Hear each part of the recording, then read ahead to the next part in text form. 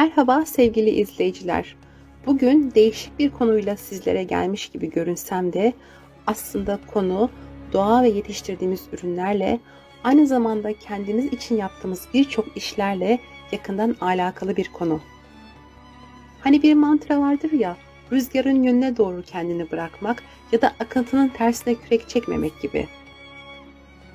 Bu nedenle biz de doğayı ne kadar iyi okursak, doğayı yanımıza yardımcı olarak alır, yaptığımız işlerde daha başarılı olur ve daha çok fazla verim elde ederiz. Belki duymuşsunuzdur, Osmanlı zamanında iklim okuyucu bilgeler vardı. Bu bilgeler doğaya çıkar, doğanın hareketlerinden, davranışlarından, bitkilerinden, o kışın, o baharın, o yazın nasıl geçeceğini okurlardı. Ve halkın, devletin nasıl önlem alması gerektiğini, hangi ürünleri stoklamasını, hangi ürünleri ekerse daha verimli olabileceğini tavsiye ederlerdi. Şimdi gelelim bizim konumuza. Ayın eskisi ve yenisi. Ayın yenisinde doğa ve dünya nasıl davranıyor? Ayın eskisinde nasıl davranıyor? Ayın büyüme evresi yeni ay dönemidir. Hilalden başlar, dolunaya kadar varır. Ayın dolunaydan hilale kadar küçülmesi de ayın eskisi dönemidir. Eğer biz ayı takip etmekte zorlanıyorsak ve hemen bugün ayın hangi evresinde olduğunu bilmek istiyorsak elimize bir hicri takvim alıyoruz. Hicri takvime baktığımızda hangi ayın içerisindeysek 1 ile 14'ü arası yeni ay evresidir. Devam eden 14 ile 28 gün arası da eski ay evresidir. Hepimizin bildiği ayın medcezir hareketleri vardır. Ayın yenisinde ay çekim kuvvetiyle suyu dışarı doğru çeker. Yani toprağın dışına doğru alır. O çekim kuvveti tamamen suyu topraktan alır ve dışında neler varsa onlara aktarır. Ayın eskisi döneminde ise çekimini durdurur, suyu toprağa bırakır ve toprak iyice suyu çekerek özümser, emer ve toprağın altında ne yapması gerekiyorsa onları yapar. Bizler suyun toprağın içine lazım olduğu dönemde suyun dışına doğru bize lazım olan bir iş yaptığımızda tamamen verimsiz bir hale dönüştürürüz. Tam tersi olduğunda da yine hiç verim elde edemeyiz. O halde biz ayın hareketlerine göre yaptığımız işe ne lazımsa ona göre davranıp ay takvimini takip edip en verimli sonucu almak için sistemli çalışma yapmalıyız. Şimdi bizler ayın yenisinde neler yapabiliriz? Ayın yenisi neydi? Ayın suyu kabarttığı, topraktan dışarı doğru çektiği bir dönemdi.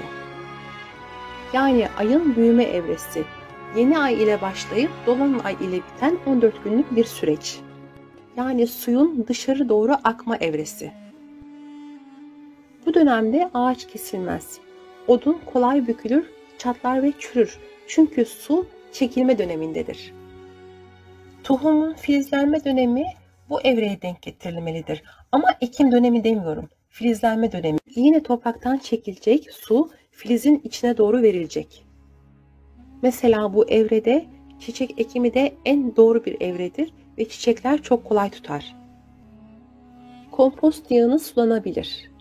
Bitki özü yağları elde etme zamanıdır. Yine dışarıya suyu verdiğinden çok kolay bunların yağları çekilebilir ve daha verimli olur. Yine dolunay yaklaşırken meyve ve sebzeler daha sulu, daha lezzetli olur ve tam hasat zamanı bu dönemdir. Yine ayın yenisi döneminde koyun kırkılmaz, yünü kolay kopar, bozulur ve güvelenir. Gelelim ayın eskisine. Ayın küçülme evresi. Dolunayla başlayıp yeni ay ile biter 14 günlük bir süreçtir. Bu süreçte ay ne yapar? Ay suyu toprağa bırakır, toprak iyice içer, özümser ve suya doyar. İşte bu dönemde ekilen ürünler çok verimli olur ve çok daha rahat kök salarlar.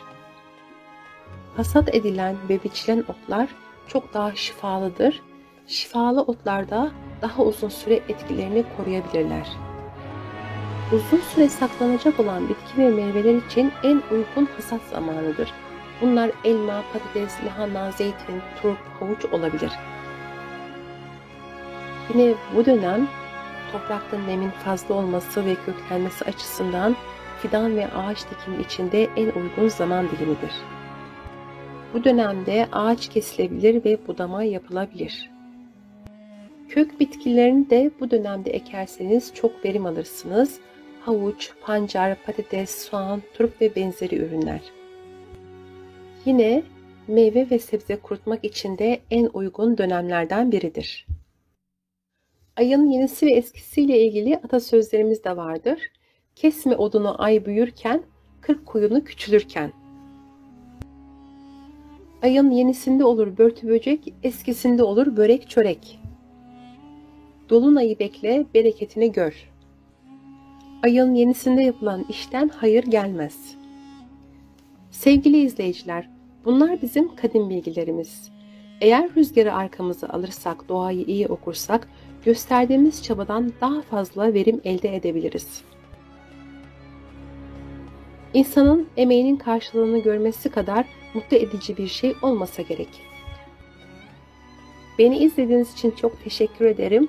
Umarım yapacağınız işlere ufacık da olsa katkım olmuştur. Sağlıkla kalın, hayırlı günler dilerim.